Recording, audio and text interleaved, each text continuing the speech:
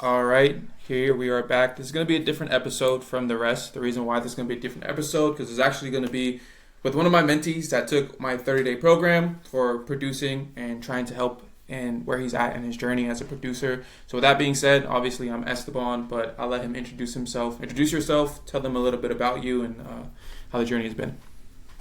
Hey, I'm Andrew Beats. I've been producing for seriously for 3 years now, and it's just getting started with actually posting more consistently and trying to sell my beats to artists everywhere. So I mainly produce hip hop, um, but I branch out to other genres too, like R&B and electronic, all that jazz. Yeah. Cool, cool. So let's talk about like your journey before joining the 30-day program. Where were you at and what was the most difficult for you in terms of like, the hardest part? So for me, the most difficult part, or sorry, I guess like where I was at was I was posting just videos, trying to post consistently. I just started, so the promise I made myself was posting 3 times a week. And, like I saw some traction, I gained like followers and all that, but there wasn't really like a direction that I was taking. So then once Hmm. I took Esteban's kind of 30-day, you know, 30-day plan, it just, I was able to network a little better with more artists. I contact every single, artist I see through a platform every week, and it's been good. So I've seen success in that so far. So, yeah. Definitely. So, I mean, can you dive more into like your strategy before we met? Was it just strictly releasing content and that was it, or was there anything else you were trying to do that just wasn't working in your favor? Yeah, so I honestly was just releasing content, but like on the occasion I would hit up other producers to send samples, and like it's it's hard to have any sort of control with that because I have to wait until they produce something and something gets placed. And for me, I wanted to have more control over what income I want or what direction I want to put my music into. Yeah. Yeah, no, that makes a lot of sense, especially for most producers wanting to have more control. So, I mean, before we met, was there any ideas that you had that you wanted to try, that you were just, trying to come up with as a producer, like in terms of like your strategy? Um, like I honestly just started off wanting to gain followers first, and Mm-hmm. that's what I considered credentials, just cause like Mm-hmm. it seems like a bot hitting you up if someone has 30 followers versus like let's say someone with 300 followers and has a lot of new tools that like are big, like not big artists, but like local artists that have their own sound. Mm-hmm. It's it's a lot better to see that. So that was my initial strategy. Now that makes sense. So then I guess let's fast forward. Coming into this, like starting, the first 30 days, was there anything you learned that you wish you were doing beforehand that probably would have saved you a lot of time? Yeah, communication, like what to say and how to say it properly. So Hmm. I guess in a really, I'm saying this in a good way, but to fluff them up to a certain point and then Yeah. to try to pitch what you want them to take out from you. So Hmm.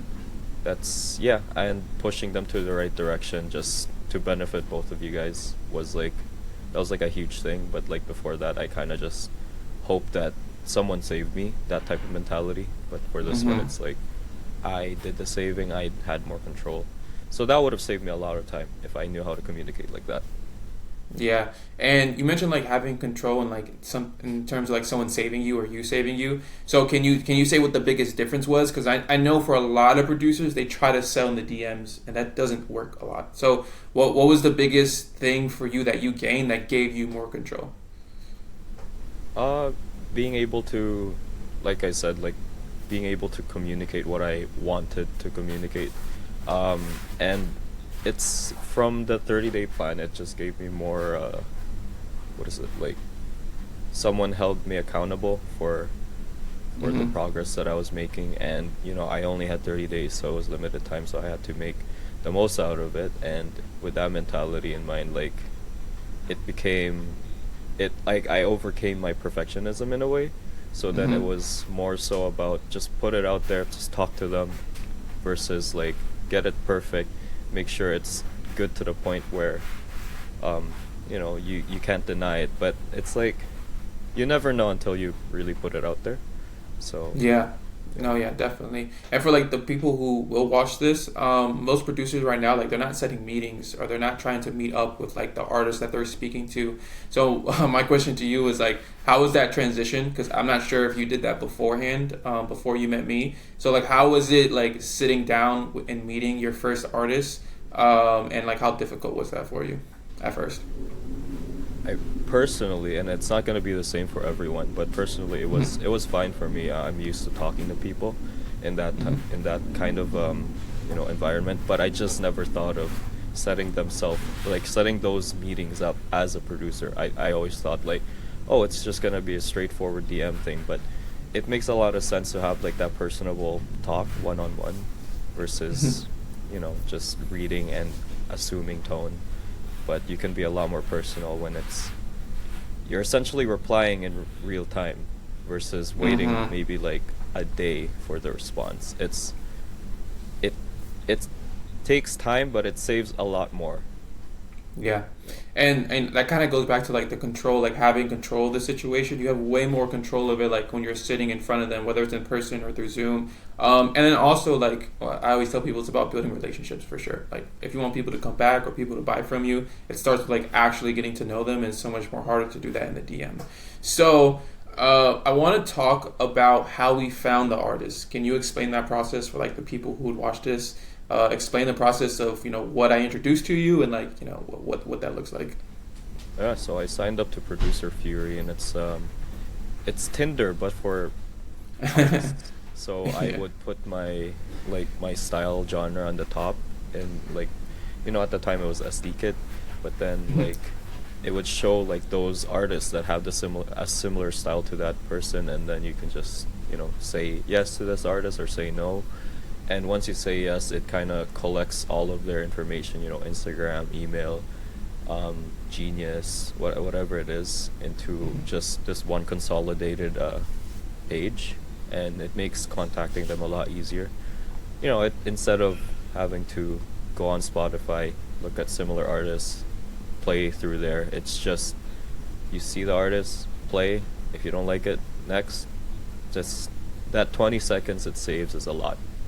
20 seconds could be like 15 more artists that you could have prospected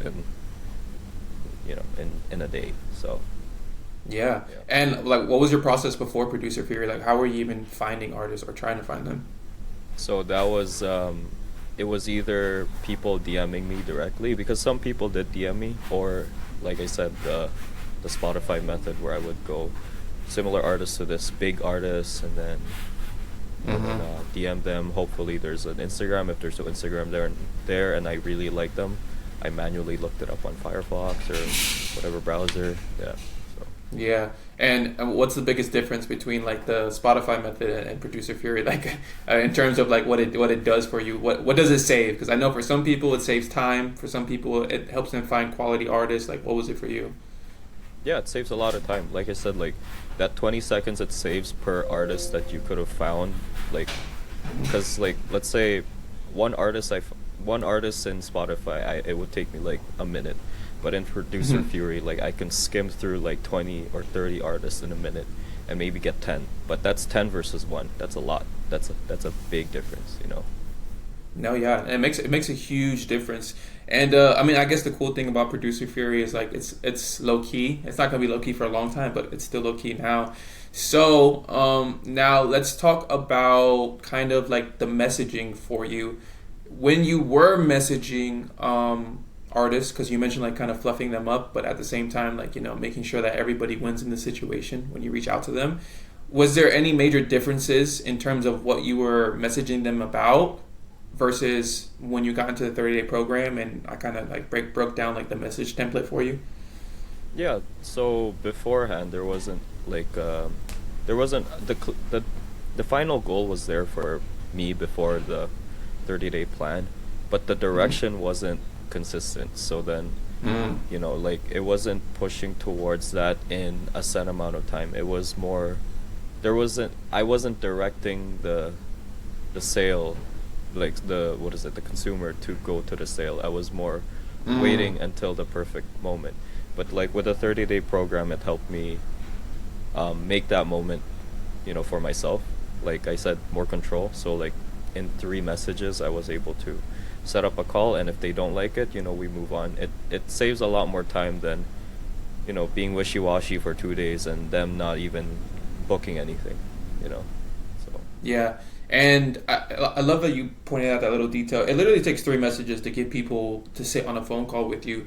Did in the past did you ever like send more? Like what was that like? Was it a full on conversation that would lead to nowhere, or like sometimes they'd like leave you on scene? Like what was it like before?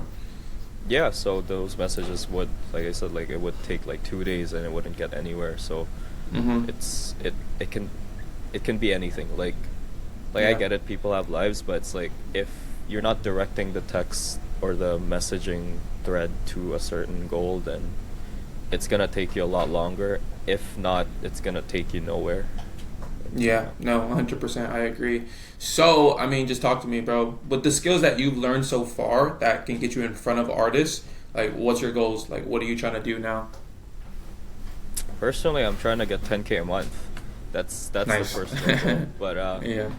um, with that 10K a month, that's gonna be a lot more artists. A lot more talking, a lot more booking. So that's where I can see this, and this is this is honestly me saying this with based on my experiences. I think it's doable Mm. with enough practice. Obviously, I'm gonna be honest with myself. It might not be these 2 weeks or this month. It could be Mm-hmm. next month. But with this method, I think polishing it up, there's there's a direction to be taken for 10K a month, and if not more. Awesome, bro. Definitely, bro. I can't wait to see that. So, Andrew, thanks for hopping on. Thanks for just like sharing your experience. And I wish you the best, brother. Appreciate you. Thanks, appreciate it.